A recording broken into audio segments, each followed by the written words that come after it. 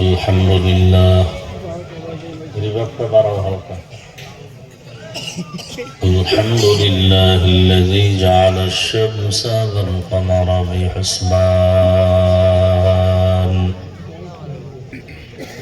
والنجم والشجر يسجدان وفضل زمانا على زمان كما فضل مكانا على مكان وإنسانا على إنسان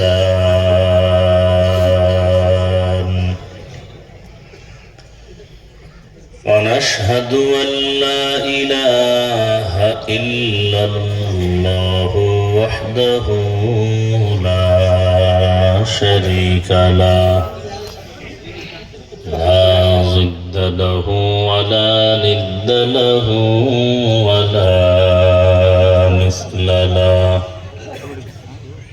ونشهد أن سيدنا وسندنا وحبيبنا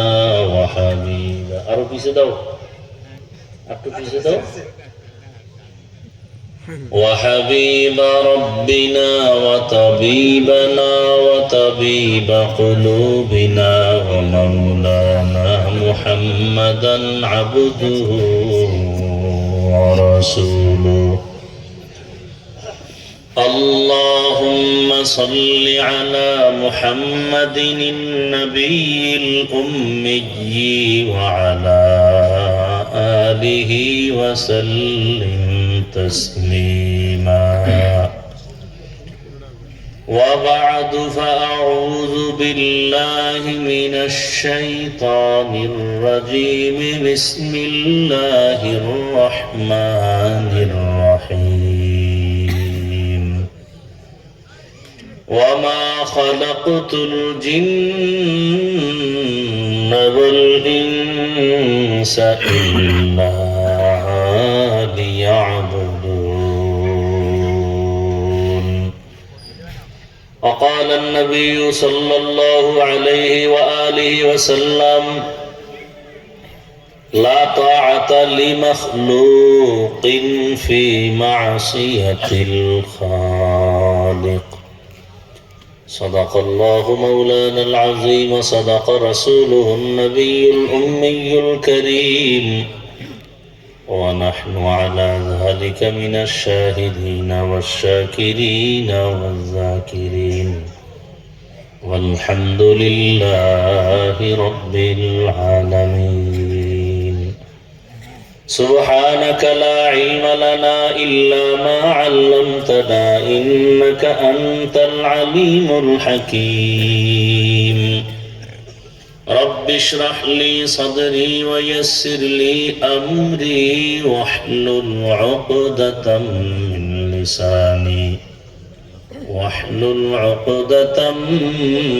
لساني يفقه قولي حقیقت کھل جائے گی بوقت امتحان تیرے کہ سستی میں یا محنت میں گزاری زندگی تو نے محمد نے آ کر کفر کو مٹا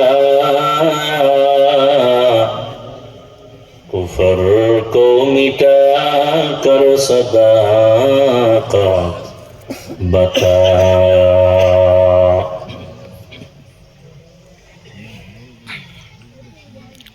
ডোমরাকান্দি শামসুল উলুম মাদ্রাসা কর্তৃক আয়োজিত আজ মাহফিল দুদিন ব্যাপী মাহফিলের সমাপনী দিন ৮ ডিসেম্বর ২০২৫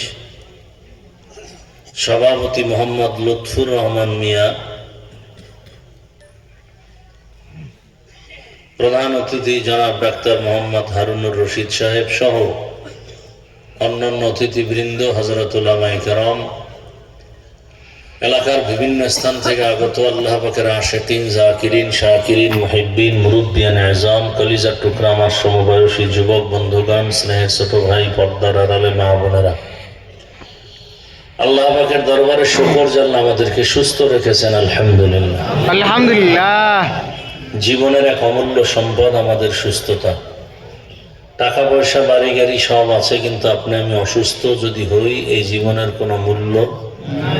টাকা পয়সা বাড়ি গাড়ি তেমন নাই, কিন্তু আপনি আমি সুস্থ, এর থেকে সুখী জীবন আর আল্লাহ আমাদের এই সুস্থতাকে দাইমান কবুল করেন। এখনো যারা অসুস্থ, বিছানায়, ঘরে, হসপিটালে, সবাইকে আল্লাহ সুস্থ করে দেন। দীর্ঘ সময় হযরত উলামায়ে কেরাম আপনাদের সামনে আলোচনা করেছেন, আপনারা ধৈর্যের সাথে শুনছেন। উলামায়ে কেরামদের কথাগুলো সহি তরিকায় আমল করার তৌফিক দান করেন। উলামায়ে কেরামের ইজ্জতকে আল্লাহ বেশি বেশি বাড়ায় দেন। উলামায়ে কেরামের ইজ্জত যারা নষ্ট করার চক্রান্ত করে, আল্লাহ ওদের হেদায়েত দান করেন। আমি আপনাদের দোয়া নেওয়ার আশায় সংক্ষিপ্ত সময় কিছু কথা বলার নিয়তে কোরআনে হাকিমের এক আয়াত, রসুলের একটি হাদিস পড়েছি। আয়াত ও হাদিসের আলোকে ইখলাস ও রুহানিয়াতের সমন্বয়ে কিছু কথা বলার মতো, আপনাদেরকে শুনবার মতো, সহি তরিকায়, সহি নিয়তে, সহি কিছু কথা আমার আপনার সকলের জন্য আল্লাহ পাক কবুল করেন।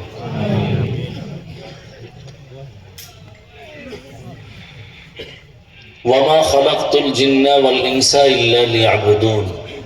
আল্লাহ বলেন, আমি জিন ও ইনসানকে সৃষ্টি করি নাই, হ্যাঁ করেছি একমাত্র আমার ইবাদতের জন্য। নবীজি বলেন, লা তাআতা লি মাখলুকিন ফি মাসিয়াতিল খালিক। আল্লাহকে অসন্তুষ্ট করে পৃথিবীর ভিন্ন কারো আদেশ বা হুকুম মেনে নেওয়া হারাম।